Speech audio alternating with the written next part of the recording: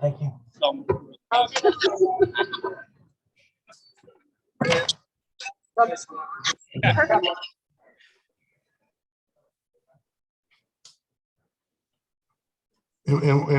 In our preparation for Duke this year, I thought that this edition of the Duke team was the most impressive, one of the most impressive ones that I've seen, only because they seem to execute so well on the offense, and their spacing is such, and they normally score bunches in the paint. I don't know what they did tonight and inside, but they normally just overwhelm you with offensive putbacks, the ability to drive to the basket and make plays.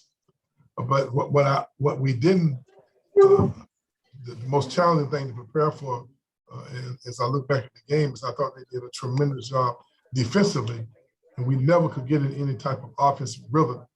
The things that we have been working on all year long, they seem to have made us stagnant. They overplayed. They took a lot of things away from it. So we had to improvise. Guys had to play a little bit out of offense. And I thought that, but I thought our effort was very good. We were extremely aggressive. They went to the zone defense there in the second half, and be very honest with you, because they very seldom ever use the zone, that surprised us a little bit. But you would think, though, because we just played against the 2-3 zone in Syracuse and spent all week, that we would have been a little bit more mentally prepared. But I thought, once again, that stymied us there. And we became indecisive, and our cuts were very slow, and they nearly cost us the game, which I thought was a very strong move on their part, because we didn't really expect them to play zone.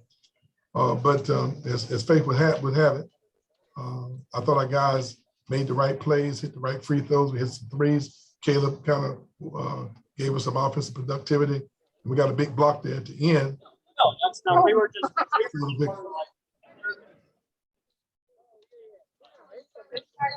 Somebody need to turn the microphone, the mute button on. You guys got any questions? Yeah, Leonard. Oh, go ahead, Kurt. You challenged your freshmen, your first-year players tonight going against that front court. I guess, what can you say about John, Daheem, how they rose to that challenge? But there's no doubt that John Butler is just growing up in front of our eyes. There's not another 7-1 kid in the country that's been asked to do what we are asking him to do. He has a tremendous amount of adjustment he has to make in terms of guarding the ball full court, pushing the ball down the court in transition, switching switching all 5 positions. We are really challenging to do the same things that guards do. And, he's rising to the occasion. And tonight he took a step a little further. He shot the ball well from the perimeter. Just did a great job containing the dribble, and his length and his size and his wingspan, I thought made a big difference in them not making some of the plays that they normally make. Raekwon had another huge clutch moments for you again. I guess talk about the last possession of regulation, the kind of runner he made, and then, going down and knocking those 2 free throws down in overtime. There's no doubt that he is a very. Where's that noise coming from?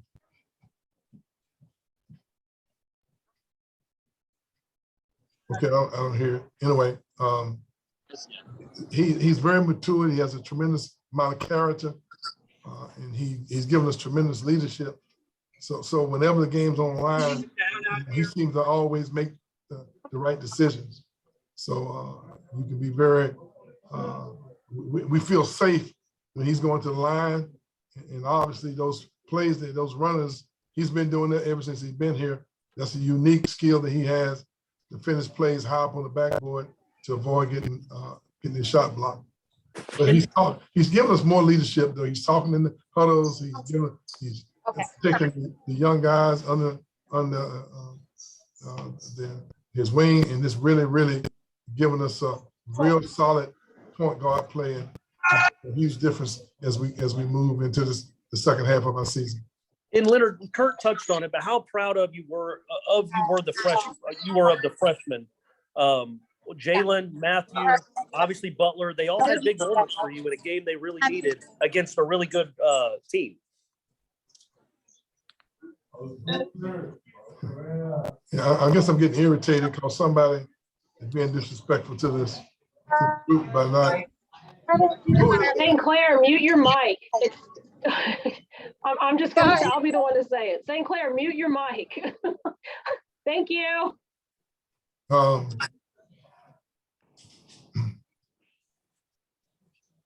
Lost my train of thought there. Oh no, I just asked about how proud you were maybe of the newcomers and the freshmen to step up in that environment. I did look up out there one time, and I might have had all 5 first-year guys out there at one time, and I thought that was a little interesting. But they were playing well. They was giving us good lead, giving us good execution. And I was very proud of them. But I thought our effort was at a level 5 tonight, offensively and defensively. We didn't always execute from as well as I would like, but I thought that our effort was good throughout the game. I still got a tremendous amount of respect for Duke. But yes, definitely if you're betting. And how well they connected they are together. It took a tremendous effort on our kids' part. And I think one of the reasons why they played so well tonight in the big game was because of the respect we have for their program and the great job they do consistently. Yeah, that's what I figured. Hey, Gene, you're not muted. I'll be here. Leonard, I wanted to ask you guys, obviously Bonchero got 20 on the evening, but you guys really made him work for every bucket he got. Just the all-out team effort, triple teaming, getting after him, putting a body on him. How impressed were you by how the team played him? Well, there's no doubt that he's the number 1 player in college basketball right now. There's no doubt about that. He does a tremendous job. He makes great decisions. He's very matured. He very seldom ever gets rattled. He shoots threes. He rebounds. I mean, he is as advertised. And there's no doubt that he probably deserves all the recognition that he's getting. And that's why our guys gave him a lot of attention out of respect that we have for him. 5 turnovers tonight for y'all. I think that's 4 times in the last 5 games. Y'all have had 10 or fewer. Yeah, Gene, We can hear everything. yeah, Gene, can you mute your phone? Gene, can you mute your? I think he's getting told now. Spacebar. Gene, can you mute your? You're still on. You gotta hit a mute button. Okay, now what was the next question? I talked about 5 turnovers tonight. I think that's 4 times in the last 5 games. Y'all have had 10 or fewer. When you're taking care of the ball that well, how can that cover up other issues? Well, there's no doubt that we were focused on that, especially it's interesting the fact that they overplayed and pressured us so very much. They are a great half-court defensive team, and we had a hard time executing the offense. You sound better. But hearing me doing all this. And it's amazing that we only had 5 turnovers with the pressure that they were putting on us. They overplayed. They really got after us very good. And to not turn the ball over 5 times, it says that it points out the fact that our guys were really focused, meeting the passes and taking care of the ball. Hey, Coach, another signature victory. This is one that fans and the Seminole Nation will remember. Can you just talk a little bit about what this can do as far as moving you guys forward? And you guys are getting better every game. Well, what we have to do is stay focused on that which we can control. We know we need to not get distracted by the success. You can't get too high when things are going well for you. And you can't get too low when things are not going well for you. You know, we got 4 games in 8 days. We got to manage our energy. We got to come back tomorrow and give ourselves a lot of attention to North Florida. And then we leave and go down to Miami. I don't know what you guys know tonight, but Miami probably shocked the world. Hey, man. with a 25-point victory against Carolina, something like that. So we know that we got our work cut out for us for the next several days. We just got to stay focused. I'm not sure what I can. I got to do this Zoom, but I got to do break point Evans also. In the height. The meeting. Is there another link that I could go on? Do you just want to do it tomorrow? I know you sat here for 20 minutes for no reason. I don't want to. There we go. I know you'll deal with 2-day turnarounds, but not always this extreme. I think about 36 hours from now, y'all be tipping off again against North Florida. I guess how does that quick a turnaround affect things for y'all? Well, obviously, we just have to manage it because it's right on top of us, and this is what we have to be up against. We need to get our rest. We need to eat properly. Tomorrow we'll have walkthroughs. We won't be doing anything physical. We'll be in the cold tubs. We'll be getting treatment. We got to see how Malik feels after playing extended minutes when he didn't really even know whether or not he was going to play. Noel got into a game a little bit tonight, and we got to try to get him back into the mix. Look like he's going to be able to come back, and I'm hoping that allows us to be better. But it's not a real good time to be tinkering with your rotation. But that's what we're doing. That's the hand that's dealt. So we got to try to figure this out and still not lose our rhythm. Coach Hamilton, you talked about obviously not getting too high or too low per se, but there was a confidence that the players had on their face after the Miami win. Can you describe obviously where are they now with that confidence still? Well, that's part of where we are with trying to learn our system, trying to learn how to play, take advantage of the strengths of your teammates, adjusting minutes, sharing the ball, sharing the playing time. Most of when you have 7 first-year guys, they all come from places where they basically were the man on the team. So now we asking them to be one of the men and not necessarily the man.